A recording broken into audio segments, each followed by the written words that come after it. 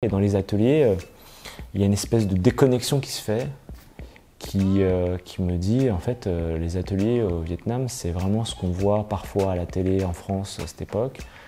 Des gamins qui travaillent 10 heures par jour, des femmes exploitées, des gens qui n'ont pas de pays, qui travaillent torse nu, en short, sans claquettes, enfin pieds nus, tout bonnement abominable.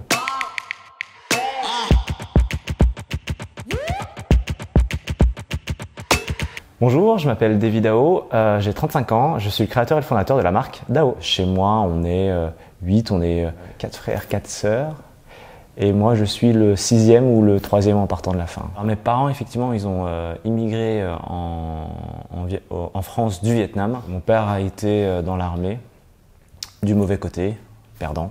Et du coup, ma mère, en fait, il faut savoir qu'elle est aussi moitié vietnamienne, moitié française. Et du coup, ils ont pu être mis en sécurité en tant que réfugiés politiques en France. Mon père trouve un job à Troyes parce que un de ses amis avait trouvé quelque chose. Il lui dit écoute, viens. Et quand tu quittes, tu t'es déraciné de ton pays et que tu arrives dans un autre pays, forcément tu te rapproches des personnes que tu connaissais déjà. Et c'est là où on s'est installé, c'est là où moi je suis né jusqu'à mes 18 ans. Et ma mère s'est occupée de nous à la maison. Et comme on est 8 frères et sœurs, j'ai pas l'occasion, jeune, de porter des fringues que personne n'avait portées avant moi, neuves de préférence. La rentrée au collège en 6e, tu vois, je suis tout seul, j'ai des fringues trouées, on se moque un peu de moi. Donc à un moment donné, tu te dis, c'est quoi ces gens-là, qu'est-ce qu'ils me veulent? Et du coup, effectivement, je récupère les jeans de mes frères, j'en ai 2 au-dessus de moi, et je les recouds sur la machine à coudre de ma mère. Et le premier, je crois, que je recouds, j'avais 11 ou 12 ans, je crois. Ma mère me posait la question de savoir qu'est-ce que tu fabriques sur ma machine. Je suis en train de faire un truc, elle me dit t'es en train de faire n'importe quoi. J'étais en train de faire n'importe quoi. Mais pour moi c'était quelque chose de pas vital, mais c'était quelque chose, je me dis bon, allez, j'ai plus envie de porter des vêtements troués maintenant. Et certains potes disent waouh, la vache, c'est sympa ce que tu fais et tout, tu pourrais pas faire la même chose sur mes jeans. Et puis là, tu vois, je commence à être un peu trendy, tu vois. Voilà. Et je passe du mec qui a les jeans troués à la seconde, je suis le mec un peu trendy, quoi. Je commence même, tu vois, au lycée, je commence même à en faire un business. Enfin, je me rappelle aller dans les magasins d'usine, racheter des vieux jeans, des trucs à 10 balles, et puis les retaper, et puis les vendre à des potes, tu vois. Et donc voilà, mais c'est vrai que et je me dis, voilà, j'arrive à me faire de l'argent comme ça. Tu sais, je sais pas, au lycée, t'as 16 ans, 17 ans, tu vois. Moi, j'avais pas d'argent de poche. Les filles, ça commence à arriver, tu vois. Et faut aller au McDo, faut aller au ciné, tu vois. Et là, à ce moment-là, c'est comme ça que je fais mes premiers billets. J'ai mon bac, je fête mes 18 ans dans la foulée. Entre guillemets, je perds mes parents, c'est le cas. Dans l'année en fait où je perds mon père, 7 mois plus tard, je perds ma maman dans un accident de voiture. Et du coup, on se retrouve entre nous. C'est mon frère qui fait office comment on appelle ça, responsable de famille, tu vois, chef de famille entre guillemets avec ma grande sœur. Et le seul truc entre guillemets, ma bouée de sauvetage dans tout ça, c'était ce que j'avais envie de faire plus tard. Et c'est comme ça, c'est avec ça que je me suis construit. Et voilà. Et c'est vrai que ça m'a à la fois poussé à le faire. Parce que mon père est décédé, il n'avait pas encore 60 ans. Il avait 59, ouais, c'est ça. Et du coup, je me dis, 59, c'est pas vieux, tu vois. Et je me dis, la vie est courte. Et je me suis arrêté au bac, j'ai eu mon bac pour mon père. Et en fait, je fais même pas véritablement de stage. Je vais directement dans la vie active. Et on m'embauche effectivement en tant que vendeur pour une marque de jeans très très très connue. Le premier salaire que je me fais, je me rappellerai toute ma vie, je dépose le nom de ma marque, donc mon nom de famille en fait, Dao, D-A-O. Et voilà, en restant en boutique, je suis au contact de mes clients.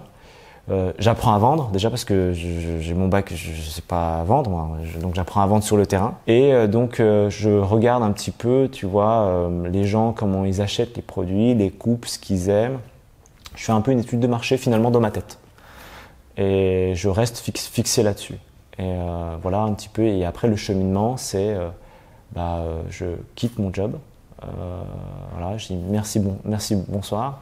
Et je commence DAO. L'entrepreneuriat, pour moi, c'était un rêve. C'était vraiment un rêve, dans le sens où avoir ma marque de vêtements, pour moi, c'était un but à atteindre. D'ailleurs, j'achète ma première machine à coudre. Voilà, et que je commence à faire de la couture, à essayer de faire de la couture normalement. Pas à rapiécer des choses, normalement. Voilà. En essayant de faire un patron, en comprenant ce que c'est un droit fil, c'est le sens du tissu dans lequel tu dois couper ta pièce. Et bon, les premiers jeans, je voulais faire un truc hyper compliqué et je commence toujours par le versant le plus pentu, le plus ardu, tu vois.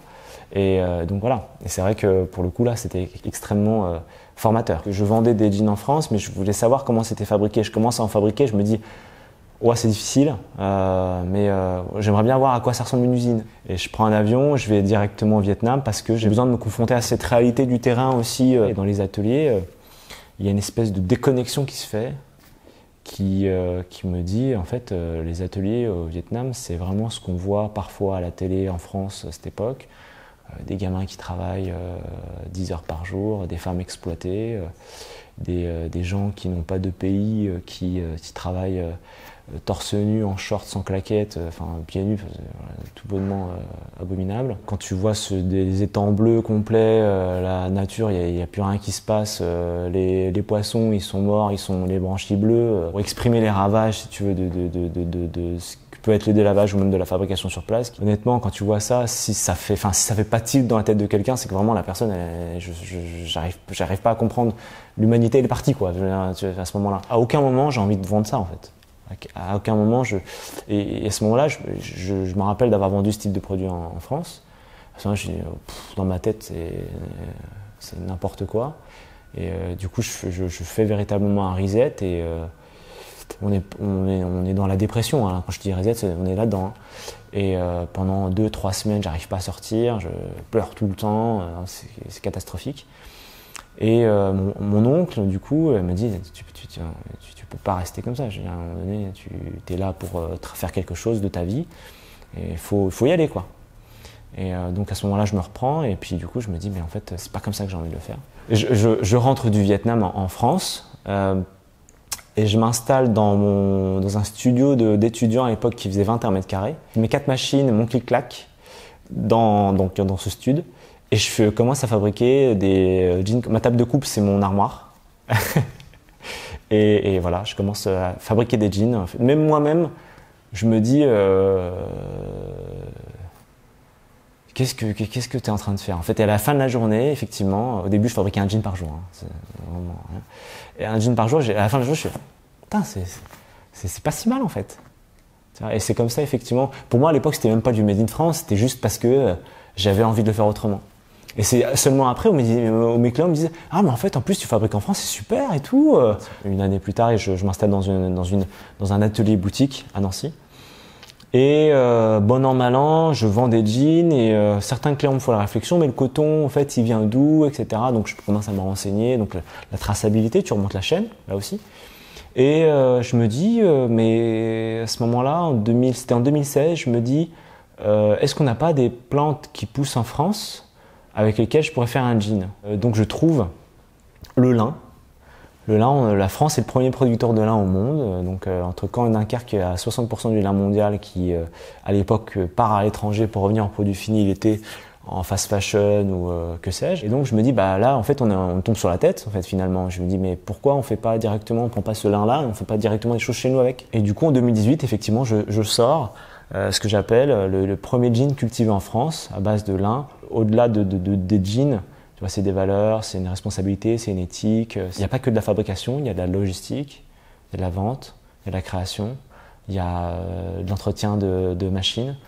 Et c'est tout ça que j'ai envie de faire découvrir au-delà de mes jeans, c'est que bah, malgré le fait que c'est des travaux manuels, à un moment donné, tout le monde l'a entendu ça. Tu travailles pas bien à l'école, tu finiras un carreleur électricien. Si tu travailles pas bien parce que derrière une table t'es pas bien, bah peut-être que ton intelligence elle est pas à gratter, mais à faire quelque chose de tes doigts. Et DAO, c'est aussi ça. Tous les matins, quand je me lève, je me regarde dans la glace, je me dis si demain, si tout à l'heure tu te fais écraser par un bus parce que tu as ton téléphone ou quoi que ce soit, est-ce que tu es content de ta vie? Et j'en parlais encore il n'y a pas longtemps, je dis ouais, je suis hyper content de la vie que j'ai eue jusqu'à maintenant.